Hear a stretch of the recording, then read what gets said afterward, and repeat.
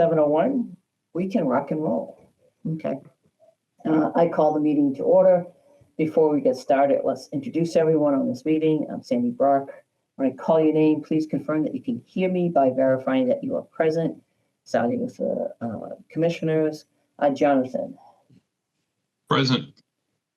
Amira. Present. Noah. He was here. He was here. I'm looking. He's no longer here. Now he is. Here he comes back. Hey, Noah, can you hear me? Yes, I can. All right, Noah's back. Okay. As far as staff goes, Leah I'm here. and Jan. Present. Thank you. This open meeting of the Conservation Commission is being conducted remotely via Zoom pursuant to Governor Baker's March 12th, 2020 order, as most recently extended on March 29th, 2023. Access information for the public has been provided on the town website. This meeting is being recorded. Please remember to mute your phone or computer when you are not speaking. This is done on the phone by pressing *6. As chair, I will introduce each speaker on the agenda. Please note that you will not have screen sharing privileges, but staff can display any visuals per your cue. During periods of public comment, participants must use the raise hand icon in the Zoom menu bar to indicate they would like to speak. This is done on the phone by pressing *9 and then *6 to unmute when you are called on. Participants who raise their hands will be recognized one at a time and will be promoted to speak. Finally, each vote will be conducted by a roll call vote. As a reminder, the Commission is concerned with state and town wetlands and stormwater regulations. Concerns outside of this purview need to be addressed to the appropriate boards. For example, road conditions must be addressed with Select Board, and traffic concerns must be addressed by the Planning Board. Okie doke. Any particular place you want to start, Leah? We don't have anything that's at a certain time. So if you want to just go down the list, we can. All right, let's start with the continuations. Okay, so this is 1 Hawthorne Street, 215 Worcester Street. All right, pursuant to Massachusetts Wetlands Protection Act, Grafton Stormwater Management Bylaw, and Grafton Wetlands Protection Bylaw, the Conservation Commission will hold a public hearing to act upon a notice of intent application for Grafton Stormwater Bylaw permit and application for Grafton Wetlands Bylaw permit for redevelopment of the plaza at 215 Worcester Street. Who's here to present this? Hi, I'm Kate O'Donnell. Can you guys hear me? Yes, I can. Okay. Thank you. I'm joined by Brian Fitzgerald, who's the applicant and property owner. And then I believe John Federico from Gary Land, who's the project engineer, might be on if they're not in as a panelist, if they could be pulled in. And then Adam Last, who's the... Okay, perfect. And then Adam Last, I don't know if he's on as well. Yeah, but, just to quickly... Okay, no problem. Just to quickly recap, the project is redevelopment of an existing developed commercial lot. It's actually 2 adjacent lots.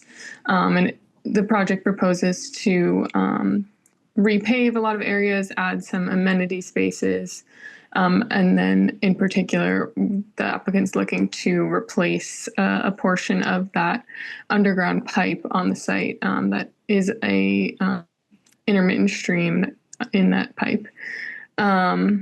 Last time we did receive the DP file number and got a couple of file number comments, which we did kind of roughly go through, and hopefully we've provided the information with enough time for you all to review that. And just to recap the first 2, which are related to kind of the wetland side of things. One of their comments was relative to stream crossing standards and whether or not those could be evaluated or met. And, our kind of response to that is this: we're not replacing a stream crossing. We're not replacing from the inlet to the outlet. We're only replacing the portion on the subject parcels owned by the applicant.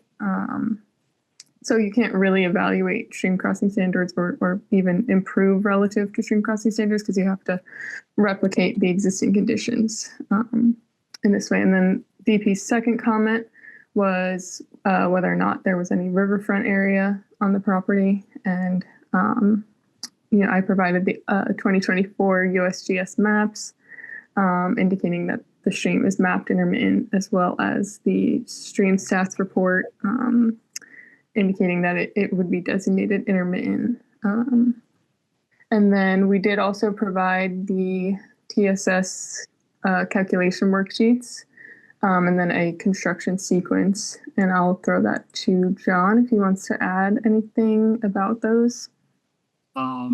As far as everything goes, the construction sequence, it is a draft sequence. Ultimately, we will be leaving that up to the contractor to determine based on field conditions.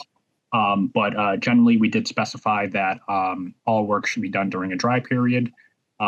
We have discussed with the applicants a couple of alternatives to be used in the event that full dry period cannot be achieved. But ultimately, goals would be to have it during a no flow situation for that pipe replacement. In terms of TSS removal, currently the site does not have any TSS removal, so we are proposing limited improvements on that. And we have brought that up with peer review already as they were reaching out for some initial discussion points as they're moving through this process. And then lastly, we had the Adam Last, who's the licensed site professional. He prepared a letter with some information on the historic release on the property and, some more information relating to groundwater monitoring and why recharge is not an ideal situation for a contaminated area. And I think that's everything that we've added at this point to address those comments. But if you guys have any further questions or concerns, we're happy to discuss or provide that. Sure. Thank you very much. Leah, you want to go through your report? Sure. So they already touched on one, which was just that I had asked for a dewatering or like flow rerouting detail if they can't achieve the dry conditions that we would all hope for. We are waiting on Graves peer review, and I did pull the file that you were remembering last time, Sandy, from Cumberland Right. Farms right next door. They needed an Army Corps permit, and they definitely relocated the stream, and I gave you guys screenshots of the plans. Left Yeah. is before, where it went straight through the site. Right is after, where they kind of turned it into a sea of sorts. Definitely rerouted it all around the site. Okay. Other than that, they have a waiver request for work in the no disturb, and I just started drafting findings and conditions. Okay. So at this point, why don't we just go around to the commissioners that are present to see if anyone has any specific questions of where we are now. Then we can talk a little bit about the Graves peer review and having to get that and receive that prior to anything. But other than that, we can talk about some of the findings and special conditions. Starting with questions, Jonathan, any questions at this point? The only question I have is, and again, it's because of that, not specific to this site, but the adjacent site that we were talking about last time, was the reason for the rerouting due to the use of the property being a gas station, or was it because there was a structure in the way? And I don't know if that's something that we know or we need to understand. I'm not sure. Yeah, my memory is it had to do with the building where the tanks are. So that's why it got pushed there. And I appreciate Leah going back and looking at it. So it's really a different condition. There's one that was a river and they relocated it, which then triggered the Army Corps. This is an intermittent stream, but they're not doing anything. They're just repairing the actual pipe. So there's no relocation, but But I was also just trying to figure out why there are two big culverts going through in the same, relatively same area. And that's where my kind of question came from, so. Okay. No, that makes sense.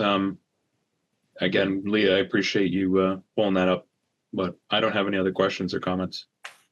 All right, thanks. Noah, do you have any questions at this time? No questions for me now. Okay.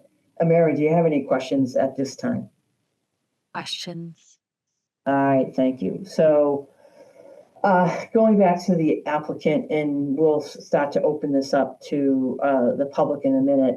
So, we're waiting on Graves' peer review. That'll kind of help us kind of finish off the things.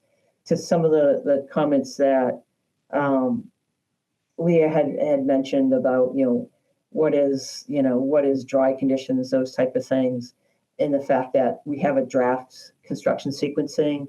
I would just say that we'll probably have a special condition that says, once you do have a contractor on board, if there is updates to that, construction sequencing, just submit an updated version of it so that we have it in-house for any kind of site visit, so we know what's going on there. Leah, do you want to kind of go through the findings and start talking about some of the special conditions, just so that the applicant's aware of it and that we're not wasting everyone's time for showing up tonight? Sure. Okay, go for it. So I had two findings. One, that we would be approving the following impacts, which is just 400 linear feet of bank for the pipe replacement, and it's a temporary impact. The second finding would be that the stormwater standards, both Massachusetts and under our bylaw, were met to the maximum extent practicable through the use of less impervious surface overall. I believe last time we were talking about that it's going to be a porous surface under the play area. They're disconnecting some pavement with their landscaped areas and putting in a new sump for improvement in TSS. And then I had three special conditions. One, that the work to replace the pipe shall be completed during dry conditions and shall follow the sequencing submitted. And as you noted, Sandy, we can add with any adjustments to be made by the contractor in conjunction with our approval. We would want a copy of their SWIP. And then also, per the discussion last time, snow shall be stored within the amenity spaces associated with the buildings or trucked off-site in accordance with DEP's snow removal policy. And if you guys had other spots you want me to add to that condition about snow, just let me know. Okay. The only thing I have to add as far as the findings go is that the site does have contamination, and to the client, to the applicant, we touched on this last time. You don't know if this is going to have an AUL yet. You don't know what the kind of final, you're remediating it and you're working with DEP. Do you have a sense of what's going to happen and what's been done to date as far as the contamination on the site? Brian Fitzgerald, the applicant at 215 Properties. I do. As we're moving to final closure, it has been mentioned, but it has been confirmed that they probably will impose an AUL on the site at that point. But the cleanup itself is done. The remediation work is completed.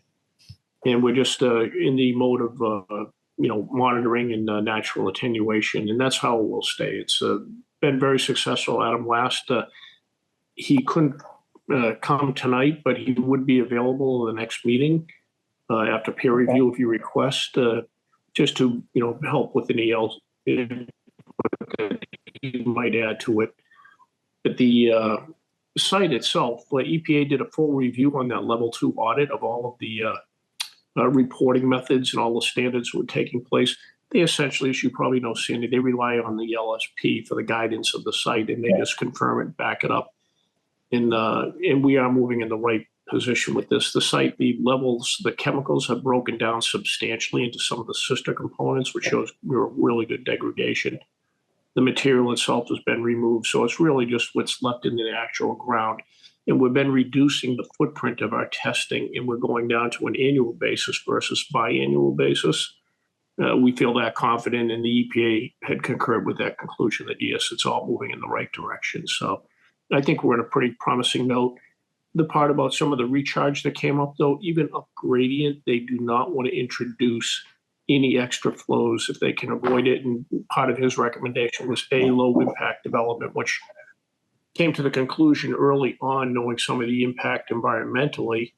The site, as you know, was VMU, which allows for an increased density. There could have been many more structures on it. I made a decision early on just to try to repurpose a couple of buildings that were in good shape and not overbuild the site and try to really shoot the moon on it. So we are following that practice. And by trying to recharge, create more impervious areas, areas, I think we're on the right course for everything. And Adam has been very helpful in some guidance with me that even on the development stage, I concur with him all the time. So All right. confide I appreciate in that. conditions. Yeah, and I was just going to say and ask Leah to add to where we're talking about the stormwater standards, where we're meeting it to the maximum extent practicable, to add another one of those list of why certain things are being done is the fact that, you know, it is a previously contaminated site and that there will be an AUL on it. And again, it's just for the record. We don't really have anything to do with that. That's all DEP, that's fine. It's really just one more reason why we wouldn't want to promote more infiltration, that's all. Correct. Yeah. Okay, we can provide that. Okay, so those Sandy, are the findings. Go ahead. for anyone who might not know, what is an AUL? It's an An activity. AUL, yes, that's a use limitation on a site. So basically, it's something that they actually would record at the Registry of Deeds, and then you know, it would. I don't know what this AUL would have, but an example is like, you know, an example maybe if it was in such an area, the use restriction maybe you can't have, you know, certain things there like drainage or septic or maybe a play area or something. So there's all different quote unquote use restrictions, and that's in the AUL. So in this case here, we're not saying there's going to be a specific use limitation on it. But what we're saying is that that's one more reason not to really push on the kind of infiltration side of things. That's all. It's just one more finding. That's all. So, all right. As far as special conditions, these are fairly straightforward. I go back to the applicant. Is there any particular special conditions that Leah went through that you have any issues with? Just to, you know, if there's something there, please let us know. We can have a discussion. Otherwise, it's fairly straightforward. No, there really isn't, and I appreciate the considerations and the input. It's pretty much the direction we've been pushing for on the site in order to repurpose it and redevelop it as it exists in its existing conditions. The AUL, Sandy, is explicitly about, you know, not removing material if you don't have to, and if you do, it's to remain on site. Anything shipped off site has to be tested. So that's why by not doing a lot of major digging, you know, surface things are all right. The levels of contamination are down fairly deep at this point and minimal, but they are also where the daycare is. They're obviously the daycare is up gradient of any of this, but you still don't want to disturb much over there if you can avoid it. So we're trying to really have that minimal impact. And the conditions that you're speaking of are very doable. So I do accept them and appreciate the considerations. Okay, I'm just going to go around to the commissioners, see if anyone else has any other recommendations on what Leah has for special conditions, or if they think of anything else. Amira, do you have anything or any comments on what we've discussed so far? No comments from me. Okay, That all sounds all good. right, thank you. Noah No questions. and Jonathan. Nothing else. Okay, at this point, I'll open it up to the public. If anyone has any comments or questions on this particular project, please raise your hand. We'll be happy to call on you and answer any questions if we can. And Jan, you can watch that. I guess what we're really looking for is kind of the final, letter from Graves, just our peer reviewer, so that we can kind of include that in any final decision. I can't think of anything else. Lee, is there anything else? Nope, that's all I have. Okay, Jan, anyone from the public? Nothing from the public. Thank you very much. Anything from the applicant? And are you going to be requesting a continuation to, oh God, it's already October 21st? Yes, if we could have a continuation to October 21st to allow time for Graves Engineering, their peer review, and us to be able to respond to that would be terrific. All right, that sounds great. Having said that, at this point, can someone make a motion to continue the hearing to October 21st? I'll move to continue the hearing for 1 Hawthorne Street, 215 Worcester Street to October 21st. Thank you. Do I have a second? I'll second that. We have a motion and a second. Roll call vote. Jonathan, you're on the big screen. You get to go first. Yes. All right, Noah.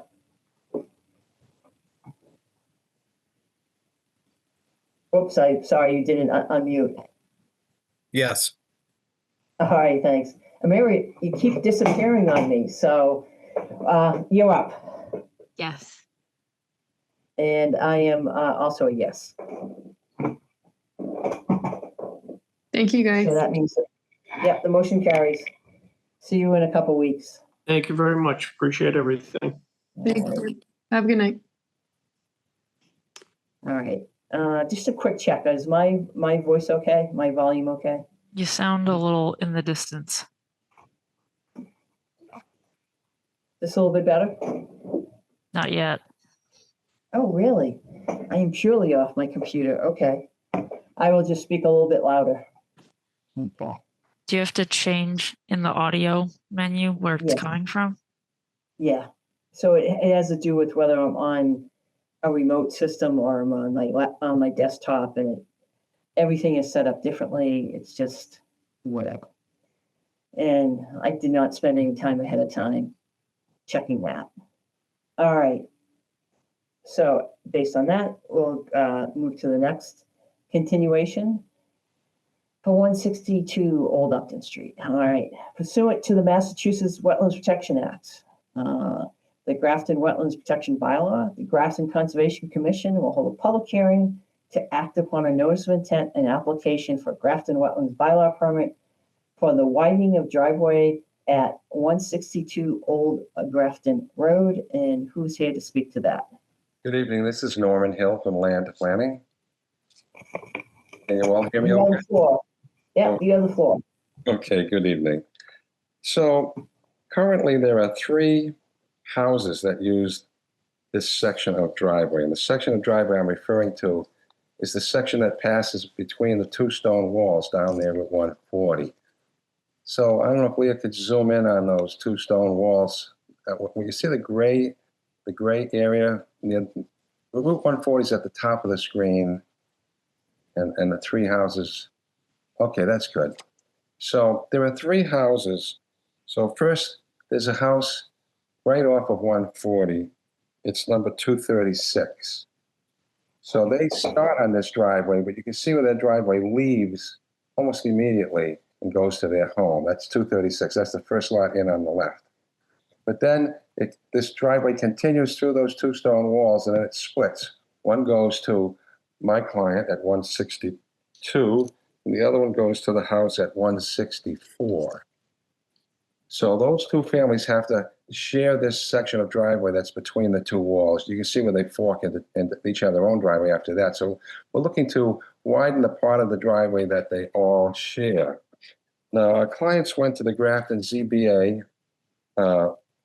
and were granted a special permit for a common driveway for these homes. One of the conditions was the fire department wanted it to be 24 feet wide, and they wanted it done by next fall.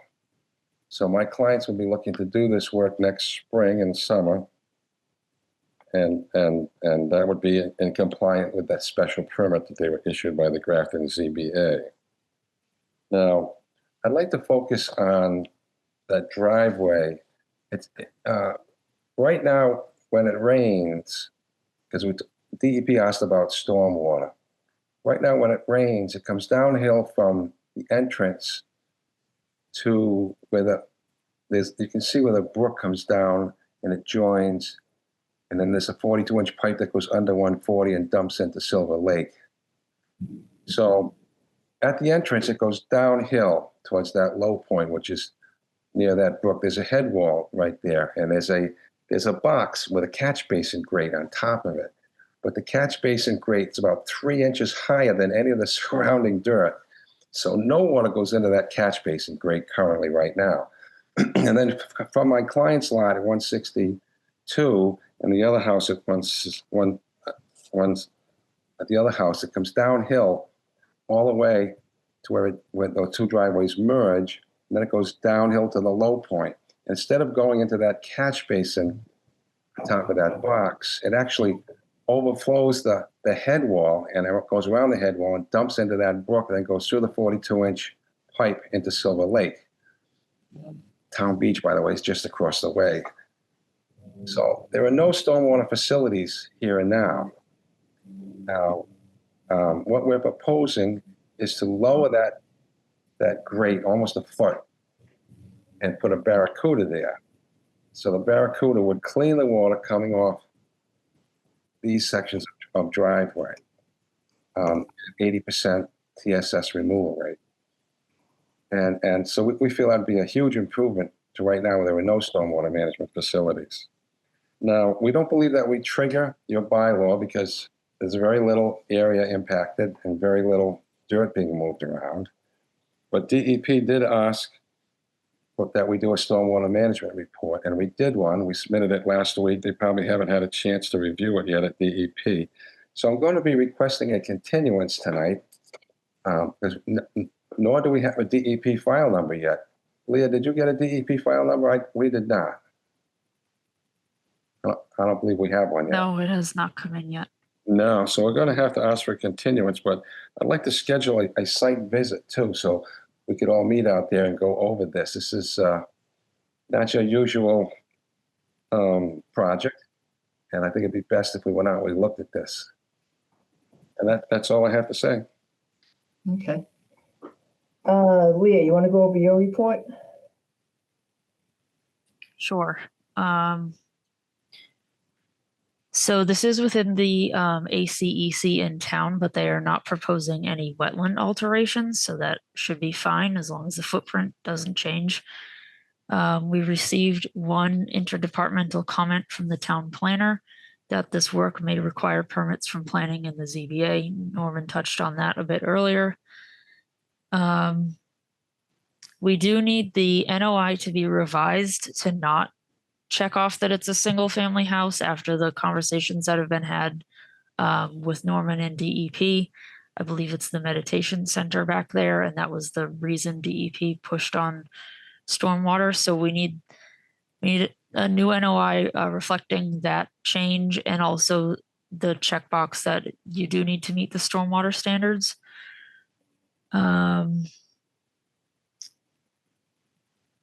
So in your stormwater report, I also noticed that you stated TSS and TP calculations are not applicable because it's a de minimis peak rate.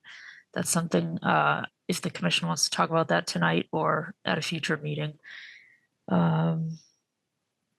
They requested a waiver for work in the no disturb because it's right up near the driveway. And we will need to capture, they mentioned about sweeping the driveway to keep it clean as part of the stormwater O&M. So we'll need to capture that in a special condition when we get there. That's all I have. Yes, Sandy, one key thing, Sandy, I neglected to mention is that we're doing work within 25 feet of the wetland. So we did ask for that waiver. Yep. So I have just a couple of quick questions. So what is the current width of that driveway? It varies from 11 to 13 feet paved. 11 to 13. Okay, and you're basically adding 10 feet. Yeah, maybe 11, about 5 or 6 feet either side. Okay, and that was requested by the fire department. Yes. Okay. And so on this plan here, basically the shaded areas is the expansion of the driveway. Yes. Okay.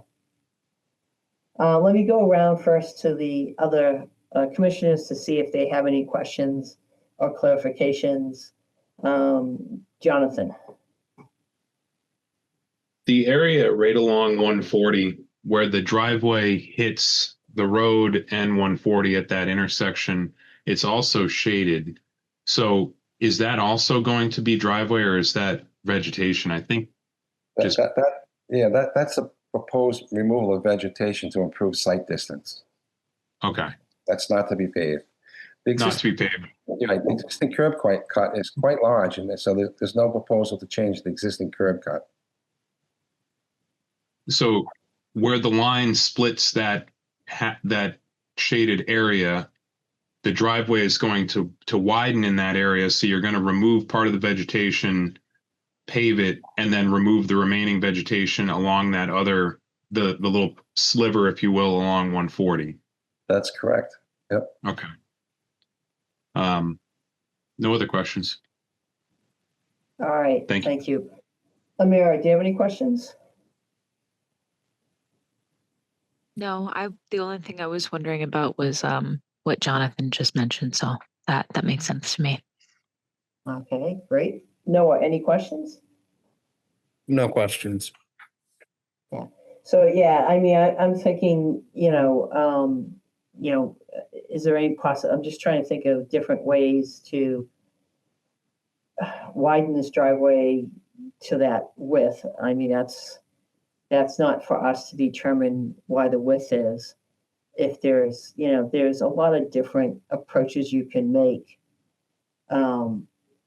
where and so maybe I have a question on this. This is that, what kind of number of vehicles are going in and out of here on a regular basis? So up and back, you have one homeowner, and I think the manual says 6.5 trips a day. And then our client, there'd be another 6.5 trips a day. So you're looking at 13, and then you got 13 trips per day through this shaded area, and then another 6.5 at the entrance. So my client's online. I bet Odea is online. He could probably answer that. But I asked him, do you ever meet someone coming head on the other way? He said, rarely. But so it's not like typical road traffic, but you're going to have people going to the grocery store and going to work. And yeah. Okay. So I have a question in that regard. Is there, when we first started having these conversations in development team quite some time ago, there was talk about the meditation center out back and possible expansion of that center and offering more programming. Is that what's driving this, or you keep talking about just homes now? So they have dreams, and that they have to raise a lot of money, but that could come forward in another year or two. A meditation center. Right now, there's just a house. They meet there. I don't know how many people they have in, maybe 6 or 7 once or twice a week. It's not a big business. I had this go around with DEP. They said it's not a house, it's a business. I said, well, I guess. So they are dreaming of a facility here at some point. Okay. So, and the reason I'm asking that is that's what I'm thinking of is different ways to accommodate the 24-foot wide, but not have to do 24-foot pavement the entire width. So, and again, that comes down to function, how many cars are going in there. I mean, if they're going to expand a business further, they're gonna have to go back to site plan anyways. You have no parking, relatively little parking and all this other things. So we don't want to get into that. I think we just want to stick to what is under our jurisdiction. But I'm just wanting to make sure that, to have a better understanding. So, because some of the, type of approaches that I was thinking of is instead of doing a 20-foot wide roadway into there, you keep the pavement and then you put the edges. There's a whole assortment of type of reinforced turf, or different types of grid systems where that would be, porous, but it's used for when you have that rare occurrence of someone, having two people on there, or you have a fire truck that needs a wider width. So whether that's Grasscrete, I mean, there's so many different, not saying to use one or the other, but just because, you're talking about, hey, yeah, you're doubling the width of that, not quite doubling the width of that driveway. It's X number of feet. It's, from a, runoff perspective, it's not a huge increase, but it is directly adjacent to the wetlands. And if there was some other type of way to edge it so that there's, a width there, but you're also then providing some very passive, not only water quality, but also potential infiltration and capacity to kind of mitigate any type of changes. And it might be less expensive than trying to dig up that whole driveway and repave the whole thing. So Sandy, we thought about using pervious pavement, but our clients are having trouble buying it in small quantities. I know. I've heard that. That's why I was saying like a Grasscrete or something like that, where it's more of a paver system, but it's not. It's it provides an opportunity for infiltration, but you don't have to dig up everything. And it's there's so many different systems out there. Yeah, there is some slope issue. There is a slope issue here too, though. That's why it's important we go look at this site. It goes uphill about 6%. So we got away from paver blocks, but we do have a berm. It's all going to be sloped to one side. And run the berm down the side so that the water would sheet flow to the berm and then stream flow down to that Barracuda. Okay. So as far as you've already talked about doing a continuance, and as far as your request of having the commission go out and take a look at it, I think that's gonna we do that sometimes. I don't have a problem doing that. It's just we have to, if we're going to have all the commissioners go out there at once, there's a process we have to go through because that's a quorum, and we have to post it and all that kind of good stuff. Even though we wouldn't be deliberating there, it's still something that we would want to make sure we cover. I guess the other alternative, is it all right if individual commissioners show up and take a look at it? That'd be fine. That'd be fine. Yeah, Okay. that'd be fine. People could go at their leisure and take a good look. I would suggest that they look up to the fork. It's only 200 to 300 feet just from the 140 up to the fork. Yeah. Okay. Leah, is there anything else to discuss tonight? I mean, we still have to see if anyone in the public has any comments, but No, I don't think so. okay. So at this point, I'd like to open it up to the public. If you happen to be online and you have any questions or comments on this particular application, please raise your hand and we'll be happy to call on you and try to answer any questions. Just as an FYI, this hearing will be continued until October 21st. But if you do have any questions, please raise your hand. If we don't see anything, then we'll move to do a continuance. Since I'll wait for that, I'll do a quick round. Amara, anything else or any other questions? No other questions for me. All right, Noah, any other questions? No questions for me. And Jonathan, any other questions? I was looking at the plans. I don't know if I missed it or not, but do we know the edge detail of that pavement? Is it just, so you said there's a berm on one side? Yes. Yes. So the water is going to sheet flow across down into this Barracuda stormwater structure. Yes. Is there any curbing or anything on either side of the road, or is it just going to be a pavement edge down to gravel, or how's that going to, what's that going to look like? Well, there's a type A berm down one side.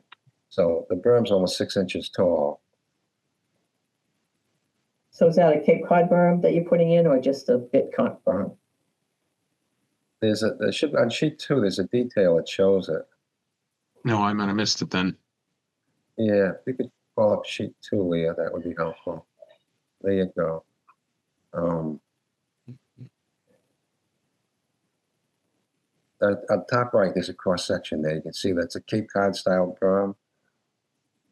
There you go. Got it. That's it. Yep. Okay. All right. No other questions. Sorry, I missed that. I didn't see the detail there. That's right. All right. That kind of, and I don't have any more questions. I do think it would probably be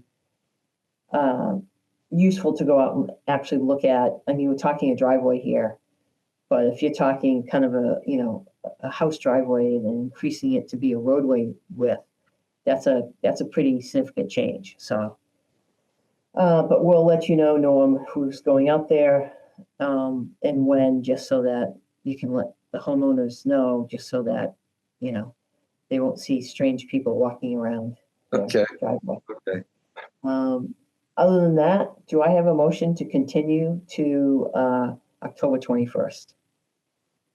I'll move to continue the hearing for 162 Old Upton Road to October 21st. Do I have a second? I'll second that motion. Thank you, Noah. We have a motion, a second. Roll call vote. Jonathan? Yes. Amira?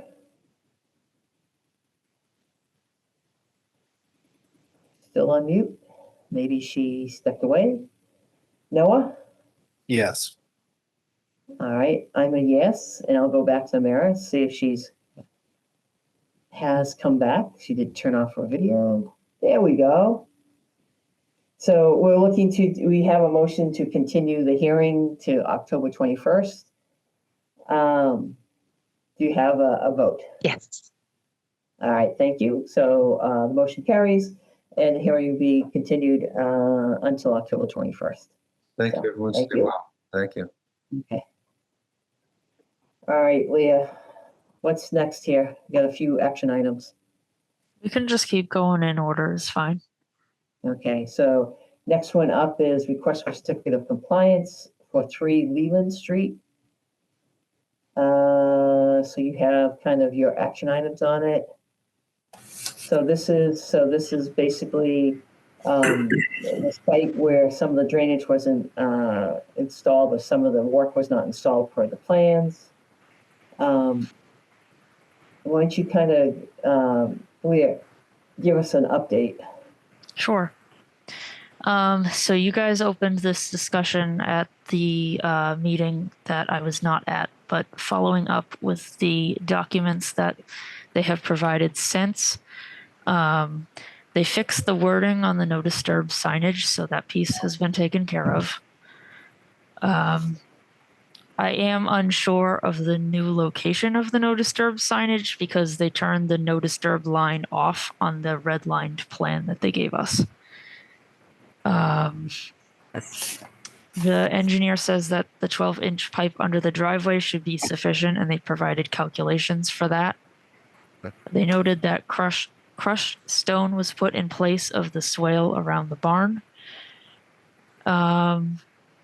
With respect to the encroachment within the no disturb, the applicant is proposing invasive species removal as a trade-off, and we do still need to discuss that they didn't get a waiver request at the time for the no disturb and how we want to handle that now. Okay. The engineer says that the level spreaders are functioning even though they're hidden, and they don't see any erosion issues downhill of them. I do still have one outstanding question about the southeast corner of the barn where Jan saw erosion starting and what their take is on that. And once we talk through the commission's comfort level with these items, we do have the quote from Graves. We just need to decide if we feel like it's needed still or if we have enough to go on here. Okay. So, yeah, I'm just curious. So they submitted updated calcs. I looked at the plan, I didn't look at the calcs. I think scrolling back a second. And I'm just looking to see order of magnitude as far as, there's a significant difference between the 18-inch pipe, I think it was an 18-inch pipe and a 12-inch pipe. However, the key is what the catchment area is to it. So let me just. Sandy, I'm having a little bit of a hard time hearing you. It sounds muffled still, but it feels a little more muffled. No, I appreciate that, mentioning that. I have to, in the future, switch out my headset so that it's clearer and so forth.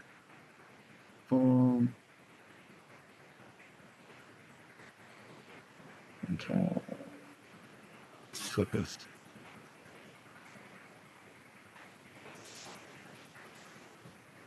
Yep, that's what I was looking for.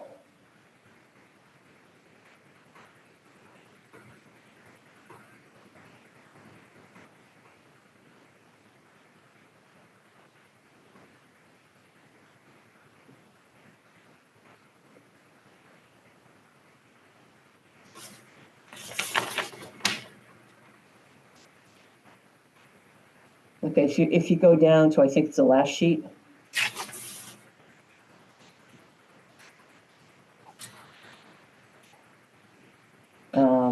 So just as a kind of a quick kind of look at this, when you look at, when you look at the CFS, which is the first highlighted in yellow, this is for a 25-year storm, which is typical for closed drainage.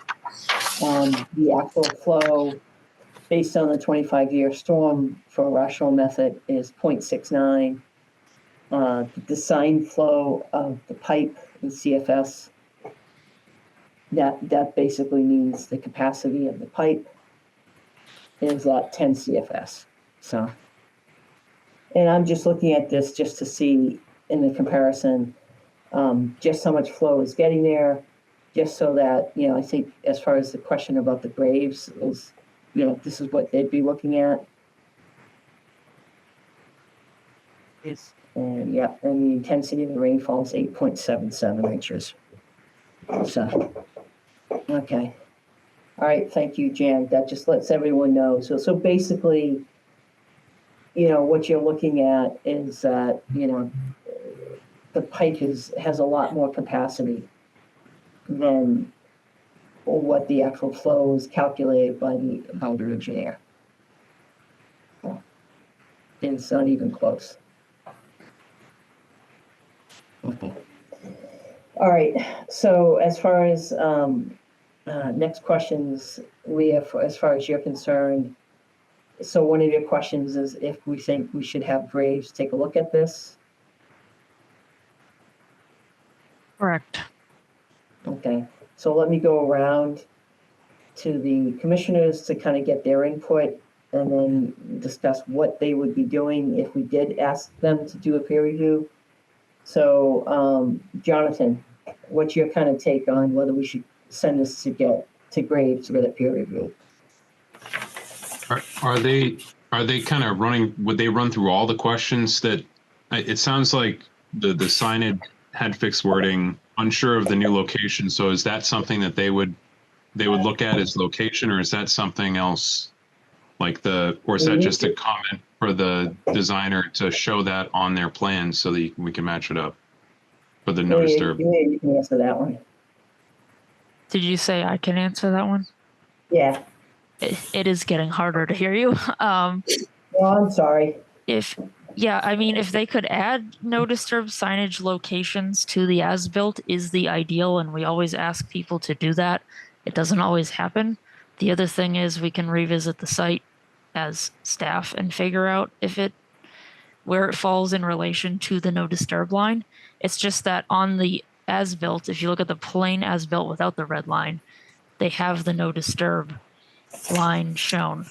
But then on the red line one, where you're able to gauge where the signs were installed, the no disturb line is turned off.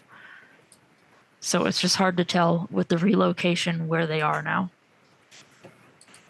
So what I was getting at was that might be a pretty straightforward revision that wouldn't need Graves if the engineer of record was able to provide that, is my thought there.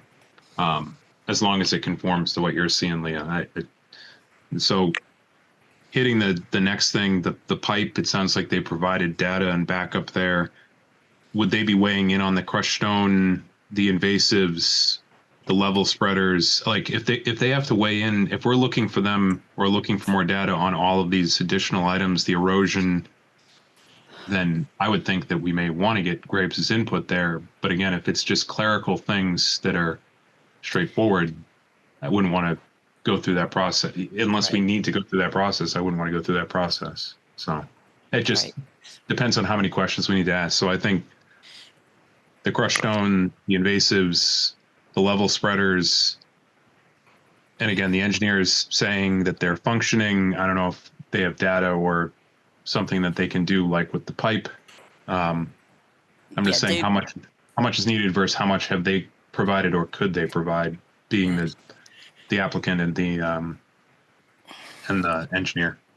So those are all kind of good questions, and those are what I'm trying to get to is so Graves was not hired at the beginning of this particular project, right? And really what it is really for having them to go out and check the existing conditions and look at the different things. Yes, they'll check the pipes and so forth, and they can confirm that. I think the bigger part of that is going out to the site and looking at the condition of what the level spreaders are and what kind of the potential beginnings of erosion or something. So it would be more of that and them taking a look at the calculations.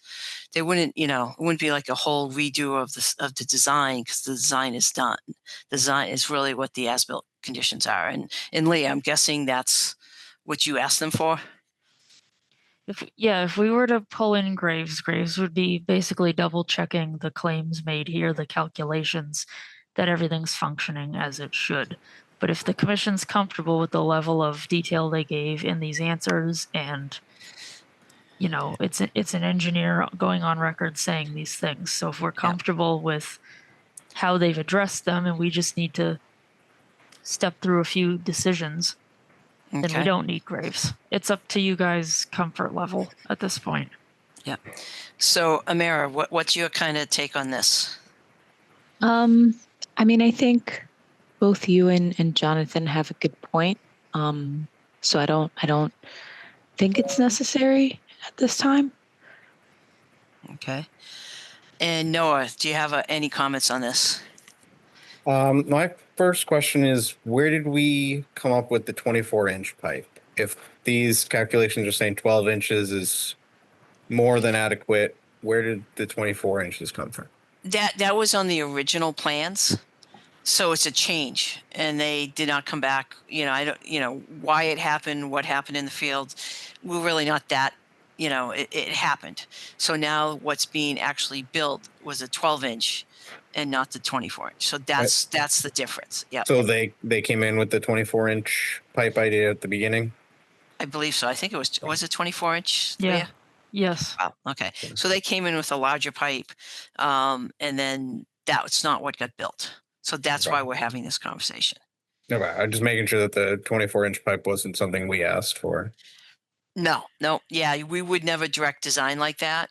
That would only, be if, our peer reviewer, reviewed something and said it's not of capacity, that type of thing. and if they want to have something oversized, it doesn't really matter to us. So, but that's kind of in kind of looking at, that's why I looked at the actual calculations. And if it was close, if this was a lot closer, I probably would say, let's have Graves look at it. It's less than 10% of the volume of the pipe. So it's only going to fill up an inch or two in an intense 25-year storm. And that's more of the thunderstorm type of storm. So it's really, that's what you design pipes on, is that real intense rainfall and so forth. So that's one of the things. That's a pretty easy one. I think the other one that Leah mentioned is just the erosion. And so from our perspective, what we're concerned is if there is issues with erosion, then does that get down to the wetlands? So that was the only other one that I was looking at. It's, to me, it is a toss up. It is kind of having this discussion, and making sure people are comfortable by saying, we have a professional engineer that gave us the updated information. He's stating on his license that, that pipe is of the correct size, etc. So that's what he's doing. And then it's up to us. Usually if it's a big enough project, we'll have it peer reviewed, no problem, as we're not, experts, so to speak, on this information. So, this is a house. Yes, is a large barn, comparatively speaking, for a house got built, but again, it's not a very complicated site. So that's kind of why I'm asking everyone. So. And for the record, John Federico with Guerriere and Hellnon, just to provide a little additional information for the members of the commission as they deliberate this. Essentially, since we were requesting several waivers initially from stormwater standards, our engineer, Dale, who had stamped the plans, wanted to be a little bit more conservative in his initial design assumptions. So he did go with an oversized 24-inch pipe, knowing that would pass capacity without any sort of substantial issues whatsoever. In terms of some of the other assumptions that were made, like the riprap swale that was at the top of the slope to capture any offsite runoff and direct towards either the level spreader or to the flared end section, that was again something that without fully going into a stormwater analysis for all of the offsite flow, he just understood that the riprap swale would be able to convey water without any sort of potential for erosion out there, and that's why that was being proposed for it. Ultimately, based on what we had observed during field conditions, that we did not expect or anticipate the level of flow that we did have out there.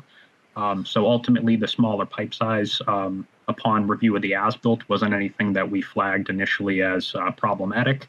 And essentially, with the extra stone and gravel that was added in, essentially on the northern side of the proposed barn, that, in our opinion, is acting the same way the swale up at the top of that hillside would be, where it would allow some type of infiltration in there and also just capture any runoff and get it into the ground for recharge, versus just running right out to the wetland area. But as far as the concern on the southeast corner goes, we do acknowledge that during construction there was, and at least in terms of the grass stabilization, a few rain events that we did have that did wash away a little bit of the lumen seed. Mr. Johnson did try to get that replaced and stabilized, but it might not have fully taken. Our recommendation would be just to add in a little extra loom, just to make sure that area is flowing and properly graded towards the flared end section. Have topped with some seed, and then in the event it's needed, possibly something like a juke matting, just to prevent any of that seed from washing away during any future rain events until everything in that area is fully established. Yeah, putting down some erosion control mat, whatever, with a jute mesh or whatever. We'll find out tonight, right? Tonight, tomorrow. It's supposed to have pretty good rainfall. So, okay. Thank you very much. That is helpful. I mean, that's kind of the decision that we're trying to make. So, Yeah, yeah. As far as, just sorry to interrupt, the placards locations, we're more than happy to provide you folks with an updated as-built plan on that end. I know Mr. Johnson is present tonight. I don't know if he can briefly describe the location while we do have a plan up, and maybe that might help at least the members get a rough idea of where those are located. Yeah. Sure, I'm more than happy to do that. Over the weekend, we put the new placards at flag A19 on top of the hill or on top of the retaining wall. And then we went back on the site every 20 feet. I put another placard sign in on a metal post down about 1.5 feet into the ground. And I put 4 placards up. I did send some photos to Jan, and I welcome anybody to come out to the site and take a look at them if I did them correctly or not. I tried to follow the certificate orders on the paper that we received, and I believe I did it correctly. But again, I welcome anybody to come out and take a peek at them. I appreciate that. So just as kind of a question to kind of wrap up the question, as far as, having Graves and having a peer reviewer kind of, look at some of the items that, we still had open kind of questions on. I think the offer by the applicant's engineer of, actually putting in the locations of the signs and so forth, that's an easy kind of process that we can look at. Their kind of, testimony that the 12-inch pipe is sufficient, that's on record. And also about the comments on the erosion control. And then the other question was, as far as Leah, was the work within the 25-foot Right. no disturb, and then doing the invasive species removal as a trade-off for the no disturb encroachment. Can we just go back and just look at what that encroachment was? That should be on this plan, correct? Yeah, Jan just pulled up the one that's easier to tell. Okay. In terms of the disturbance numbers, John Federico with G&H, we were looking at about 1,100 or so square feet out there, with the closest encroachment, I believe, occurring around, I think it was wetland flag, either 16 or 19. And that was, I believe, about 14 to 16 feet off of the edge of the wetland at the base of that armored slope. Okay.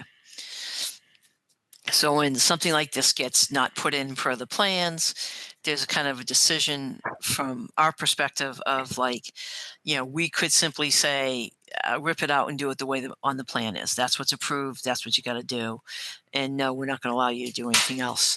That would be kind of one kind of approach, knowing that, having to do something like that, the impact to the site, you're going to be doing a lot of disturbance, and this, potential of having other impacts to the wetlands based on that kind of corrective work.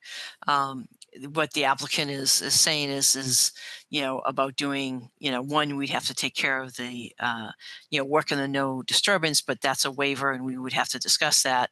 The other thing is to do invasive species removal.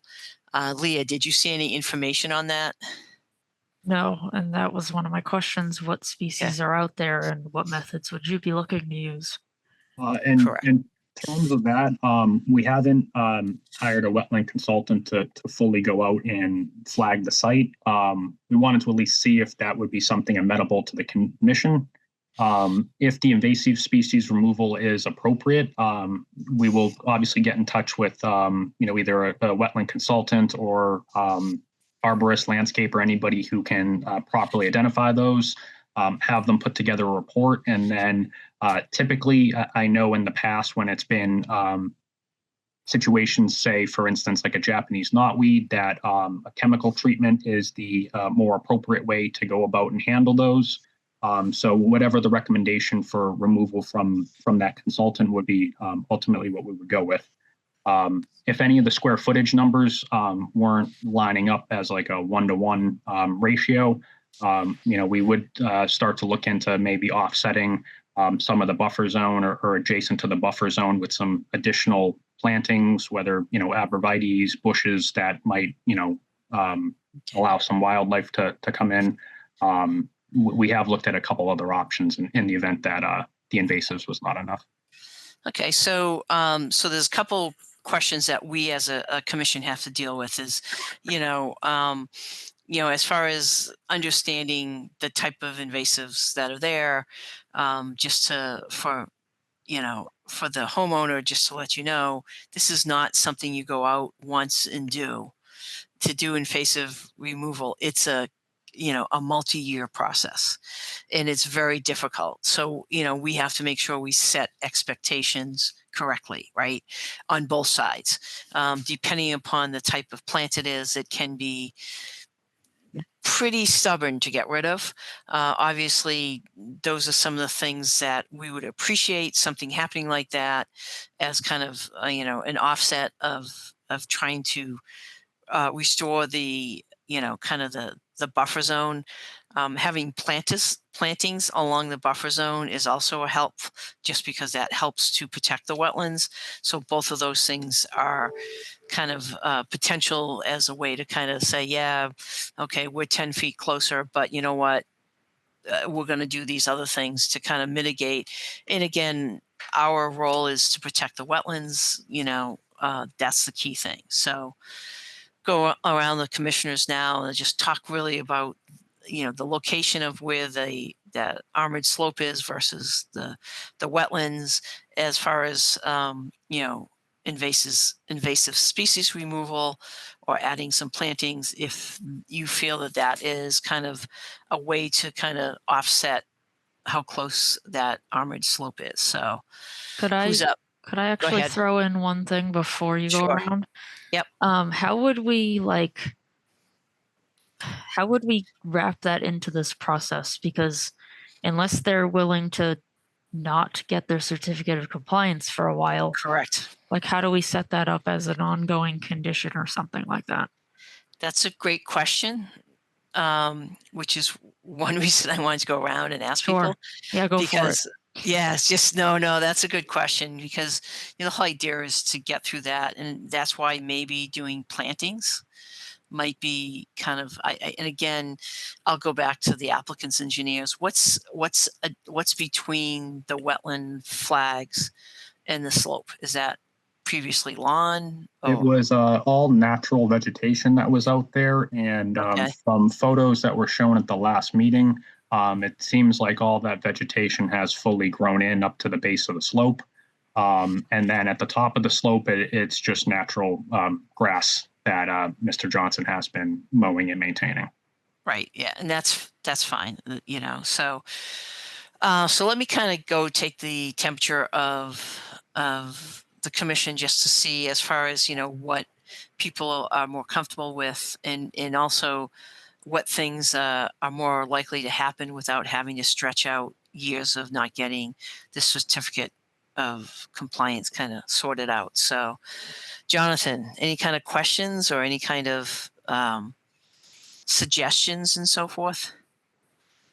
So if I'm hearing kind of the line of thought here correctly, if the applicant chooses to remove the invasive species as some type of a trade-off for encroachment or something, then that process is going to drag out because of the repeat treatment of that invasive. Yep. So it sounds like the shorter version of that is to put plantings in or offset it with plantings. Is that the way I'm following the bouncing ball? Or that's potentially it, and that's why I asked the question of what kind of, if it's if it's more herbaceous that has just filled in from there to that. I mean, really what we're trying to do is create a buffer, create some sort of positive impact on the wetlands. And so there's a lot of different ways of doing that. I'm certainly not botanist or someone who's really up on all my plants, that's for sure. And there's definitely certain things that you can do along a wetlands to, you know, promote and provide, whether it's habitat or, you know, or a source of food or something like that. So those are the type of things. And a lot of that is done through vegetation. So that's kind of one thing. I think one of the things where you have the armored slope, it's pretty clear that, you know, I don't think that the area from the bottom of the slope to the wetlands are going to get disturbed again. That's, I don't know, go back to the applicant's engineer is, you know, what's the height of that? That's like 4 feet high, that slope. I believe it's between 4 and 6 feet, depending on the location. Yeah. So, and it's probably 2 to 1, 3 to 1 slope in those areas. So it's not like anything's going to happen to that armored slope.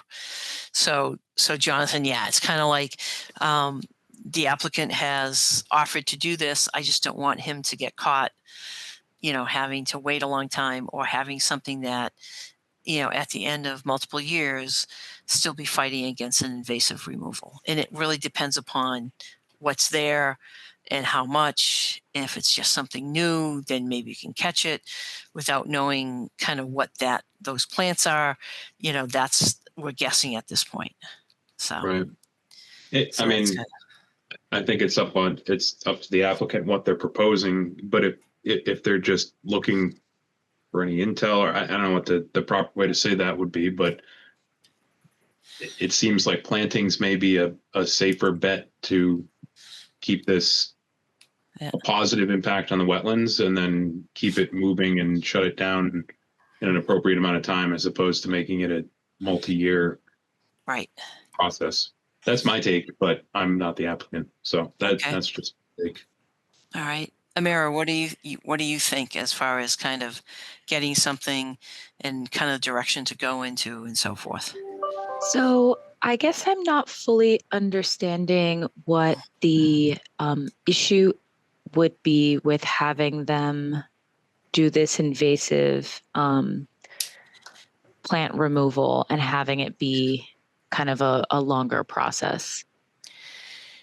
And that's a good question. And really what you're talking about is not being able to have a certificate of compliance for, to be honest, I would have to look into it on how we would set up a condition, an ongoing condition that would cover that. I haven't done something like that.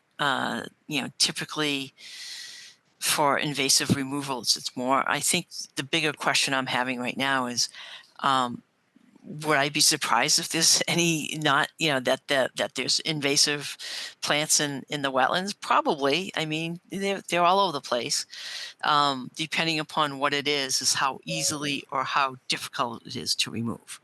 So maybe one of the things that the applicant can consider, instead of spending a lot of money to having a full invasive plant removal plan, is to have a wetland scientist to go out there and say, here's what's here. This is what we can do. This is a reasonable approach. I think that would be very helpful. I don't know. I know that, John had indicated that, hey, that's what the plan would be, but maybe instead of going all in on just doing that, you can get some sort of kind of feedback from a wetland scientist to say, yeah, this would take years to do, or this is something, again, having been associated with projects that happens with, I would not design an invasive plant removal type of plan. So I don't know if the applicant engineer has anything to kind of add to that. I'll leave it up to Mr. Johnson if he has any objections to just doing plantings, if the rest of the commission feels that would be appropriate. I'm not specifically sure what types would be preferable to the commission, but I would think a row or two of some type of planting at the top of the slope would be sufficient enough to kind of help buffer, also provide some screening on Mr. Johnson's end. Not sure if you have any thoughts or comments on that, Mr. Johnson, at all. No, I'm fine with that. If the commission wants me to put some plantings in, just give me some direction and I'll certainly try to follow it this time. So, So could the applicant please explain, I guess, what you guys had in mind in terms of invasive species removal? So in terms of what we would have in mind for it, several other projects that we've had in various towns where we've had these type of impacts. A lot of commissions have been in favor for it. Depending on how much is on site, it could be a 1-to-1 ratio for removal versus impact. Sometimes that's done at a different rate. Unfortunately, I don't make that type of call. That would have to come from a botanist or a wetland specialist on that. But generally, from what I've seen on these type of plans, it's 2 years or essentially 2 full grow seasons. First time could be done in the fall, and I believe there might be some additional cleanup and or treatment done the following spring, 1 more fall, and then by that next spring, I've seen most reports cleaned and issued at that time. Without knowing, specifically any types of plants that are out there, I don't know if that changes and that becomes, multiple grow seasons, or if it's just, 1 or 2 in that case. But at least initially, without getting some feedback from the commission, we didn't want to go through and fully contract somebody to kind of put together a recommendation if it wasn't going to be anything that the commission felt was appropriate in this type of situation. So I think we're both suffering from lack of information, and the lack of information is having a botanist or a wetland scientist go out and look at it. And I'm not suggesting that, you need to go out and have a full plan done and all that stuff. You might want to just have, whoever you're going to be using as far as a wetland scientist to go out and say, listen, this is what they do. So they can go out and do an assessment, just a simple assessment, and say, here's kind of what's here. I mean, they'd be able to identify, the species, the density of it, the difficulty of trying to clean it up or remove it. And removing doesn't mean it always has to be removed. Sometimes it's cutting and using the Q-tips to swab it with, different chemicals and those type of things. There's a lot of information. The state has a lot of information on that. Or maybe they would have a recommendation to say, hey, here's a different option that you could do that would have a positive impact. So I think, we do not want to direct the applicant on what to do.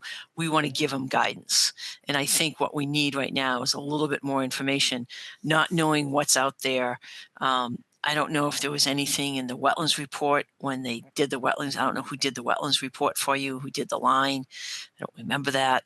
But it's just one of those things where I'm sure they would have a good sense of it without having to go through a full, plan creation, but just to get some, a one-page letter to say, hey, this is what's out there. You know what, we can take care of this, no problem. Or no, that would be, yeah. And I'm definitely seeing, depending upon the density of what you have for invasive species, it's a multi-year thing. I mean, you can chase it for decades, but it depends upon how large it is how much it's there, all those type of things. We don't know that right now. So I guess I'd go back to the applicant and just to say, is that something you'd be considering to do, is just to have whoever maybe did, again, I don't know who did your wetland delineation, have someone go out there that's what they do, take a look at it, take a look at what the plants are out there. An invasive wetland scientist would know them right up top, and they would have a very good indication of what effort it would take to get. And then as far as matching up, square footage to square footage, that's great and that's fine. That's one approach, but I think it's more just figuring out what's there and what's kind of best for, for the health of the wetlands. You want to, what you're trying to do is increase the health of the wetlands as opposed to doing a 1-to-1 kind of a thing on that. So I don't know if that gives you enough direction on that one. As far as it goes on my end, I think that works for us. If it's not through the wetland consultant, if they don't have any particular recollection on invasive species out there, we can consult the botanist in that case. They could check for the invasive species removal, and then if there isn't anything or they don't find it to be substantial enough, we can then have them make the recommendation on plantings, unless that was something that the commission likes to see a specific type, for instance, like a blueberry bush or an arborvitae in that case. It And should we- be I'm sorry, it should be just an enhancement of that type of wetlands, and it should fit into that wetlands and so forth. So Okay. We can definitely speak to somebody to get a little bit more information on that. And if ultimately we need to provide an updated plan that shows proposed locations, we can do so. Or if the plantings is sufficient enough, we can get that contracted and just have it reflected on an as-built plan. Not sure if the commission has a preference one way or another on that. yeah. So Amira, does that kind of help you with kind of what we're trying to figure out, and maybe that we need a little bit more information? Yeah, that does. I'd like to just get a better understanding of how long it might take to do the invasive species removal, because I think that'll help us better understand what we should do here. Yeah, and it's probably just the size of the projects I've worked on. When they do it, it's a really large size, and it's a pretty big effort. This, we're talking about someone's yard, and we're not looking for the whole, wetland system. It's really just in this area and so forth. So, so Noah, do you have any questions or anything else as far as kind of this specific discussion? I don't think I have any specific questions. I'm pretty clear on that. There seems to be two options we're looking at, and I think we've made some good questions about them. Yeah. So I guess the final thing to the commission is just to make sure, we're kind of giving direction for the homeowner to go down a certain path. And I want to make sure that everyone's okay with that path at this time. I mean, obviously they encroach, they'll have to do a submission. We get a request for a waiver for the encroachment. Aaliyah, that would be the process, right? To get a waiver, or is that not? So Is that the timing that doesn't work? normally that's what we do as, part of the NOI and part of the hearing. This being after the fact, they could certainly still do the request. There is a fee with a waiver request. And I guess we would, I don't know that we're voting on it, but it's just kind of closing the loop on Right. allowing them to be in that area. Yeah, so we want to close it out. So from a legal standpoint, there's nothing against the property that this work was not done according to the plans, and it's missing this so we want to make sure that we kind of clean that up for the homeowner and have it documented at least. So I think, so at this, I think at this point, I think getting a little bit more information, kind of looking at it, maybe this is a perfect place to do invasive species removal. I don't know. I'm not the person to even go out there and look at it, to be honest. So, getting that additional information, and if not, get someone who's a wetland scientist to maybe give you some other alternative kind of enhancements, either adjacent to it or wherever. We don't particularly want to direct you to do X, Y, and Z. We just want to make sure you have direction enough so that we're not going around in circles. We kind of want to get to an end. So, anything else on? Yeah, Leah, anything else that I missed? So it sounds like we're leaving them to address how they want to make up for the no disturb encroachment, and they have a couple things they'll explore. Right. It also sounds like after discussing all the points that were left outstanding from last time with their engineer's additional feedback tonight, it kind of sounds like the commission does not feel the need for Graves peer review, but correct me if I'm wrong. No, I think that's a good question. I don't think we do. Jonathan, your kind of take on that? I don't think we do, but do we need a formal response to any of these things as part of that process for you, Leah, that says, here were the things in question, and then here's the formal response from the engineer that closes it out? Or is that just part of the COC? I don't know. they've provided documentation and a letter walking through most of these things. What you're seeing in my report is just the quick summary of it. I would still, though, ask that the no disturb sign locations get added to the red line plan. That would be helpful. And potentially adding so the comments that were reflected earlier by the engineer about the erosion remedy on the southeast corner of the barn might also be a good thing to close as well, if that was something that we noted. But Yep. Okay. I don't have anything else. Okay, great.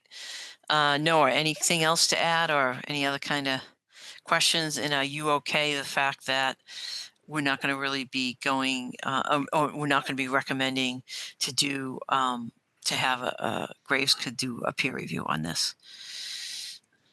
No further questions, and I'm comfortable with the stuff they've submitted. I don't think we need a peer review. Yeah. Amara, are you the same with the peer review? Yeah, same. And I might have asked that to you already, but I'm trying to just clean up everything here. So, so back to, the applicant's engineer and the applicant. Do you have enough kind of direction now to kind of get some more information and then maybe come back and then have a little bit more, a specific kind of mitigation, let's call it that. And then just feel free to reach out to staff about the waiver for the encroachment into the no disturb. What's the? I'm sorry. Go ahead. I was just going to say, as far as everything goes with the waiver, we'll definitely reach out to the commission on that end. As far as the information we've received and having enough to kind of digest and move forward with it, I think we do in this case. Would the commission need us to come back in to present any options, or knowing that either invasive species or planting is going to be the route we're going, possibly just talking it over with Jan or Leah would be sufficient enough for us to get started on that process, and then we would just come back with any updated as-built plans once all the plantings and or removals have been finalized. Yeah. I think it would be good to come back and do a quick say, this is what the wetland scientists or whoever you get, botanists, whoever does, this is what their recommendations are. And they're recommending this, not that. And this is the reason. I think that's something the commission needs to just to take a quick thing, and then we can kind of shift it back to staff and to execute the rest of it. Sure. Yeah, no problem. And then at that point, we'll make sure that we do have the new marker locations reflected on an as-built plan, as well as the red line overland plan for you all. Okay. All right, sounds good. Leah, anything else? I mean, at this point, we're not making any votes or anything. This is just going to come back. I don't have anything else. Sorry, I just got to plug in my laptop. Okay. Hopefully my sound is a little bit better because I switched Much better, to headphones. Sandy. Yeah, and that was just having to change the settings. No biggie. All Sandy, right. do we need to continue this to the next hearing, or is it just going to remain an action item that doesn't need to be continued? I believe an action item, Leah, and that we just, we had a discussion. It'll show up in the minutes. And then when they come back, that's all we really need to do. Yeah, we can just, as needed, have it on the agenda or skip one here and there. We don't need to do a continuation vote. All right. All right. Hopefully the next time you come back, it's a quick 5-10 minute conversation and we can kind of wrap this up. But all right. Please reach out to staff if you have any other questions. Great. Thank you all for your time. Yep. Bye-bye. Bye-bye. All right, Leah, on to the next one. So we are on partial certificate of compliance for Clearview Street. Yep. So we've had a couple of these come up recently. This is another lot in the subdivision known as Grafton Hill. So it's another individual lot that needs clearance from the order for the subdivision. Everything's all set on this lot. They have lawn established. Any of the conditions we had that would be relevant to the lot have been met. So I'm recommending issuing a partial certificate of compliance. All right, thank you for that information. Do I have a motion? I move to issue a partial certificate of compliance for 18 Clearview Street. Do I have a second? I'll second that motion. We have a motion and a second. Roll call vote. Amira, you got the big picture, so you get to go first. Yes. Noah, Yes. Jonathan. Yes. I am also a yes. The motion carries.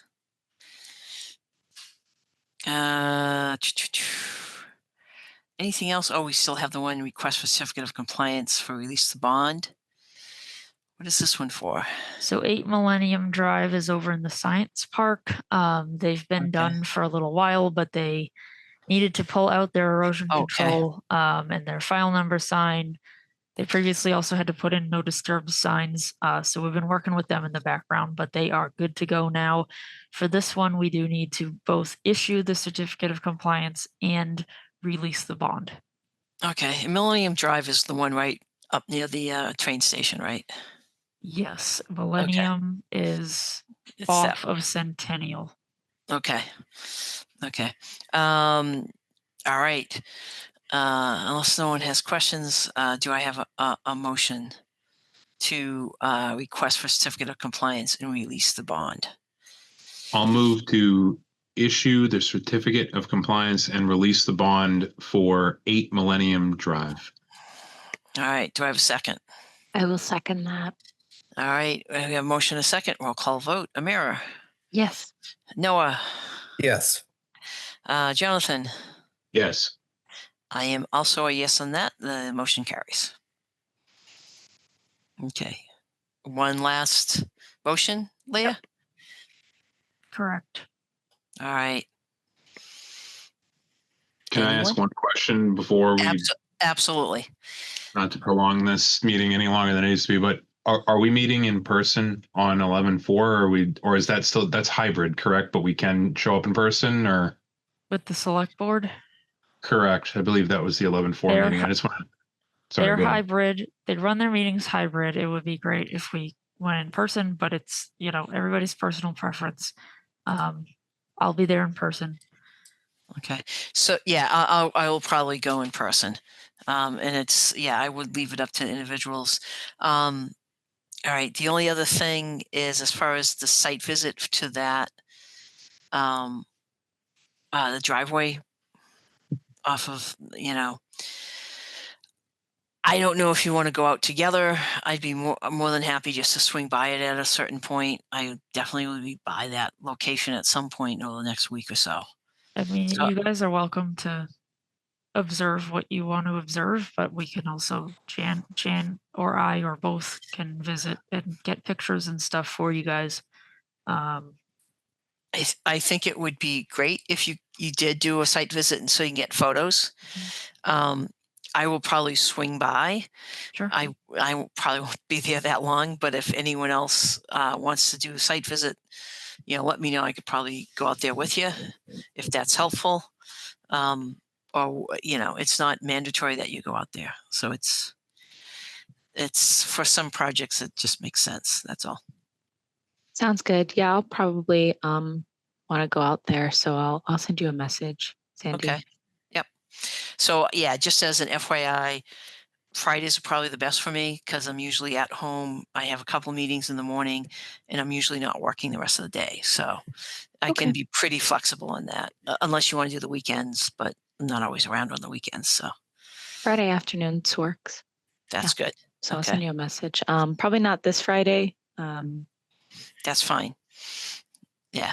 And anyone else, Noah, Jonathan, whatever your schedules are, you can choose and so forth. There'll be pictures and other things. So that's an option too. I might swing by there tomorrow in the rain and take a look at it. And That's see. actually a pretty good time to go. I have to be in the office tomorrow. I do too, but lunch is lunch, right? Yep. So, Yep. No problem. So. Yeah. All right, Leah, anything else? That's all I have. All right. Everyone To stay dry adjourn. tomorrow. Yeah. We have a motion to adjourn. Do we have a second? Second. Roll call vote. Jonathan, yes.